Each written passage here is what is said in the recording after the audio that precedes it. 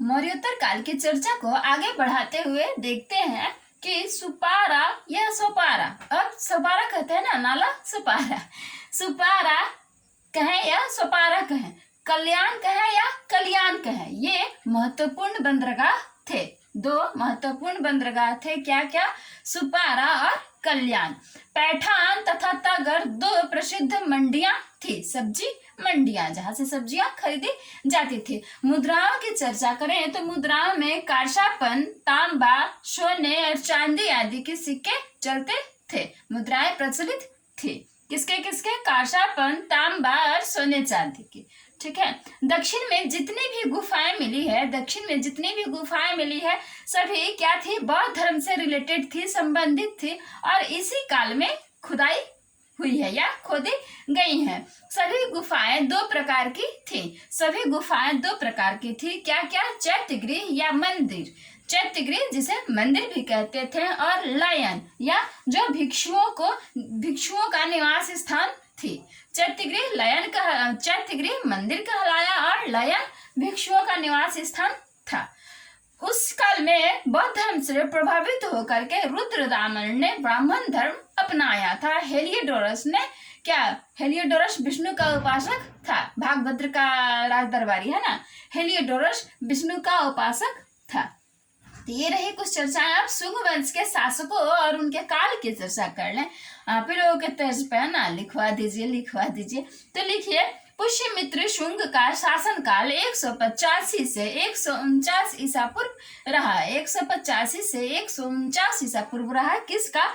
पुष्यमित्र शुंग का शासनकाल। उसके बाद उसका पुत्र अग्निमित्र आया। अग्निमित्र का शासनकाल 148 से 140 ईसा पूर्व तक रहा। अग्निमित्र का कब से कब तक? 148 से 140। ठीक है। अग्निमित्र के बाद वसु ज्येष्ठ आया। ये वसु मित्र है और ये वसु ज्येष्ठ है। वसु ज्येष्ठ आया। वसु ज्येष्ठ का शासनकाल 140 से 133 ईसा पूर्व। बहुत इजी है ना, 5 बार पढ़ लेंगे तो दिमाग में छप जाएगा। वसु मित्र का शासनकाल 133 से 123, सीधे 10 वर्ष का फर्क है। 133 से 123 ईसा पूर्व तक रहा। किसका? वसुमित्र का। भद्रक की चर्चा करें तो 123 से 114 ईसा पूर्व तक रहा। ये सब ईसा पूर्व है। भागवत का चर्चा करें तो इसका 114 से 83 ईसा पूर्व तक शासनकाल रहा। ठीक है, 114 से 83 ईसा पूर्व तक किसका? भागवत का। और देवभूति की चर्चा करें तो 82 से 82 से 73 ईसा पूर्व, 73 ईसा पूर्व तक शासनकाल रहा। किसका? देवभूति का। सातवाहन राजाओं की चर्चा करें। सातवाहन राजाओं में सिमुख का कार्यकाल कब से कब तक रहा? तो 235 से 212 ईसा पूर्व तक रहा। ये सातवाहन के राजा आ गए प्रमुख। कृष्ण 212 से 195 ईसा पूर्व तक रहा। सातकर्णी प्रथम 195 से 186 ईसा पूर्व तक रहा। 195 से 186 ईसा पूर्व तक रहा। कौन? सातकर्णी प्रथम। उसके बाद आया पुण्यत संघ। पुण्यत संघ रहा 186 से 166 ईसा पूर्व तक। 186 से 166 ईसा पूर्व तक। सातकर्णी द्वितीय जो आया 166 से 111 ईसा पूर्व तक रहा। 166 से 111 ईसा पूर्व तक रहा। लंबोदर अपीलक 111 ईसा पूर्व से 20 ईस्वी अब आ गया। ठीक है, लंबोदर अपीलक 111 ईस्वी से ईसा पूर्व से 20 ईस्वी तक शासन किए। कुंतल सातकर्णी आदि हाल ने कब तक? 20 से 24 ईस्वी, अब ईस्वी आ गया। कौन? कुंतल सातकर्णी आदि हाल ने 20 से 24 ईस्वी तक, सॉरी मुझे भी ईसा पूर्व आ रहा ना, ईस्वी तक शासन किया। गौतमी पुत्र सातकर्णी की बात करें। गौतमी पुत्र सातकर्णी ने 70 से 95 ईस्वी तक शासन किया। 70 से 95 ईस्वी तक शासन किया। वासिष्ठी पुत्र पुलुमावी की चर्चा करें। वासिष्ठी पुत्र पुलुमावी की चर्चा करें तो 96 से 119 ईस्वी तक इसने शासन किया। 96 से 119 ईस्वी तक। हाँ, इजी तो है बट पढ़ लेना है। फिर वासिष्ठी पुत्र, ये पुलुमावी था, वासिष्ठी पुत्र ये आ गया फिर से कौन? सातकर्णी। तो यह 120 से 149 ईस्वी तक रहा। 120 से 149 ईस्वी तक रहा। शिव श्री पुलुमावी 150 से 156 मात्र 6 साल ईस्वी तक शासन किए। श्री शिवखंड सातकर्णी की बात करें, श्री शिवखंड सातकर्णी 157 से 169 ईस्वी तक शासन किए, 2 वर्ष। श्रीयन 160 से 189 ईस्वी तक शासन किया। श्रीयन 160 से 189 क्या? हाँ, तो ये वासिष्ठी पुत्र, ये सातकर्णी था और ये वासिष्ठी पुत्र श्री सातकर्णी श्री लगा देना है, आप लोगों का काम खत्म। ये केवल सातकर्णी था और ये वासिष्ठी पुत्र श्री सातकर्णी 120 से 149। हाँ, क्या बच गया? कण्व, शुंभ हो गया। कण्व वंश, अच्छा, कण्व वंश में 3-4 प्रतापी राजा, मतलब प्रतापी नहीं कहेंगे, थोड़ी सी प्रसिद्धि प्राप्त। तो वासुदेव की ईस्वी ईसा पूर्व कब से कब तक है? तो 73 से 64। मैंने नहीं लिखा है, ये सब भी तो मैं ऐसे ही लिखवा दूं, बट आप ही लोग कहते हो ना लिख दो मैम, लिख दो, समझ में नहीं आता है। तो वासुदेव, कण्व वंश के संस्थापक वासुदेव की चर्चा करें तो 73 से 64 ईसा पूर्व, हाँ लिख लो, 73 से 64 ईसा पूर्व तक उसका शासन काल रहा। उसके बाद भूमिपुत्र आया।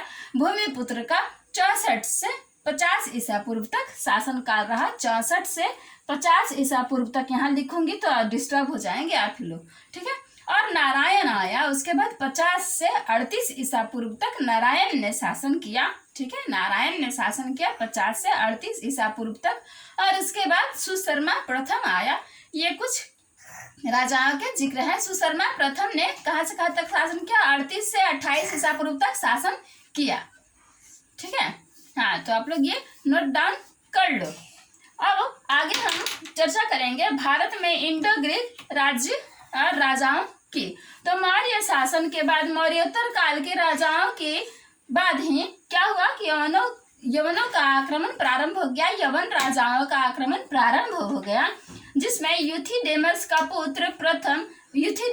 पुत्र डेमेट्रियस प्रथम ने प्रथम आक्रमण किया। डेमेट्रियस प्रथम किसका बेटा था? यूथिडेमस का बेटा था। उसके 2 सेनापतियों के साथ, कौन?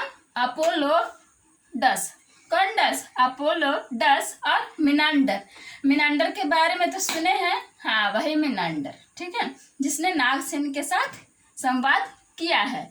मिनांडर और अपोलोडस जो इसके सेनापति थे, उसके साथ इसने आक्रमण किया और सिंधु नदी क्षेत्र विजित कर लिया, ठीक है। राजधानी इसने अपने सियालकोट शाकल जो भी कहे बनाई। और इसने हिंदू राजाओं की ही भांति उपाधियां धारण की। हिंदू राजाओं की ही भांति, हाँ, आकर के हिंदू राजा बन गया। उपाधियां धारण की, जैसे धर्महित, अजेय, जो जीता ना जा सके, अजेय, रेक्स और इंडोरम एक ही साथ है। कौन इंडोरम? रेक्स इंडोरम आदि।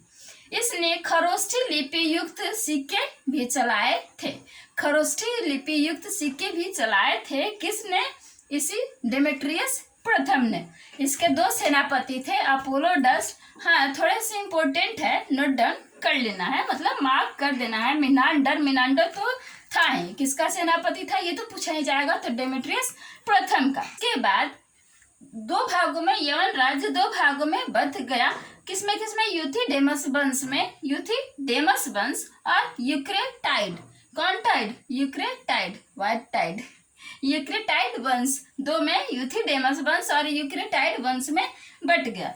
मिनांडर जो इसका सेनापति था, जो डेमेट्रियस प्रथम का सेनापति था, किसके बाद इसका सियालकोट की गद्दी पर बैठा? तो अपोलोडोडस के बाद। अपोलोडोडस लिख दूं? नहीं, आप लोग ऐसे ही सुन लो और लिख लो। हाँ, तो मिनांडर अपोलोडोडस के बाद गद्दी पर बैठा, सियालकोट की गद्दी पर बैठा। मिनांडर और नागसेन की ही चर्चा यानी संवाद, नागसेन भिक्षुक थे। नागसेन और मिनांडर के संवाद को ही मिलिंद पन्हों में संकलित किया गया है। हाँ, इस एशिया का संरक्षक कहते थे, ये मेन लिख लीजिएगा, इसे एशिया का संरक्षक कहते थे। किसे? तो मिनांडर को। ठीक है, एशिया का संरक्षक कहते थे मिनांडर को। और नागसेन के साथ इसने, नागसेन भिक्षुक के साथ इसने संवाद किया था, उसे मिलिंद पन्हों में नोट डाउन किया गया है, मतलब सभी संकलित किया गया है। पेरिप्लस ऑफ द एरिथ्रियन सी के अनुसार, पेरिप्लस ऑफ द एरिथ्रियन सी के अनुसार भड़ौच के बाजारों में इसके सिक्के चलते थे। किसके? मिनांडर के। किसके अनुसार? पेरिप्लस ऑफ द एरिथ्रियन सी के अनुसार। प्लूटार्क इसके शासन की चर्चा करता था, मतलब बड़ाई हम लोग जो कहेंगे तो बड़ाई करता था। और इसका उत्तराधिकारी कौन हुआ? तो स्ट्रैटो इसका उत्तराधिकारी हुआ। स्ट्रैटो प्रथम इसका उत्तराधिकारी हुआ। मिनांडर के बारे में बस इतना ही। हाँ, मिनांडर पुराण बंद किया जाए, ठीक है। हाँ, तो नागसेन जो भिक्षुक थे उसके साथ इसने वार्ता किया है, उसे किसमें? मिलिंद पन्हों में संकलित किया गया है। और कई जगहों में, कई स्रोतों के अनुसार इसे एशिया का संरक्षक कहा गया है। ये तो हो ही गया, दो महत्वपूर्ण है ना। इलाहाबाद के रेह नामक स्थान से इसके अभिलेख प्राप्त हुए हैं। किसके? मिनांडर के। ये तो था यूथिडेमस वंश का। अब यूक्रेटाइड वंश की चर्चा करें, आप लोग लिख लेना, लिख दीजिए मैम। हाँ, यूक्रेटाइड वंश की चर्चा करें तो यूक्रेटाइड वंश की स्थापना इसी ने की थी। यूक्रेटाइड नहीं की थी, इसने तक्षशिला को अपनी राजधानी बनाई। इसी वंश के एंटियालकिडास, किसने? एंटियालकिडास के दरबारी कौन था? वो हेलियोडोरस था ना। उसने जो भागभद्र के दरबार में गया था, उसने विदिशा में क्या स्थापना की थी? हाँ, विष्णु का उपासक हो गया था, ठीक तो याद है, विष्णु का उपासक हो गया था। उसने विदिशा में गरुड़ स्तंभ की स्थापना की थी। क्या चीज की? गरुड़ स्तंभ की। किसने? वो हेलियोडोरस में हम लोग चले गए। तो यूक्रेटाइड वंश की स्थापना यूक्रेटाइड ने ही की, तक्षशिला को अपनी राजधानी बनाई। और इस वंश का अंतिम शासक कौन बना? तो हर्मियस बना। हर्मियस इस वंश का अंतिम शासक बना। गाली है? 100 लगा दिए क्या? अरे यार, गाली ना है, ठीक है, जो भी है याद रखियो। यूक्रेटाइड वंश का अंतिम शासक हर्मियस था।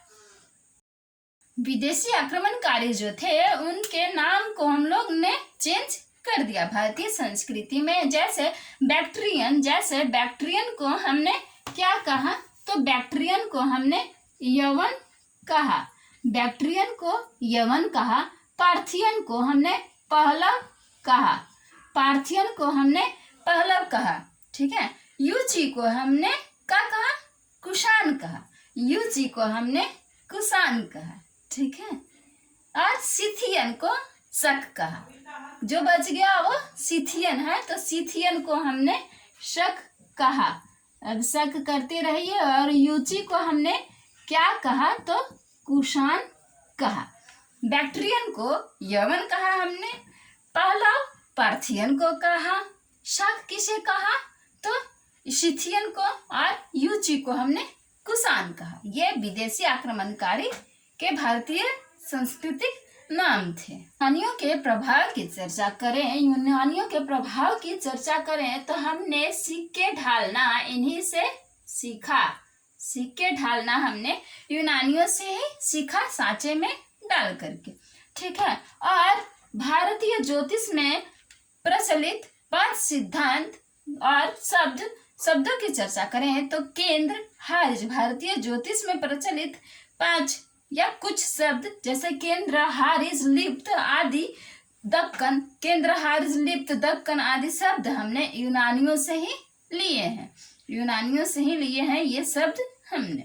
ठीक है। और 5 सिद्धांतों में से 2 रोमक और पोलिश सिद्धांत हमने इन्हीं से लिए हैं, यानी यवनों से ही लिए हैं। ठीक है।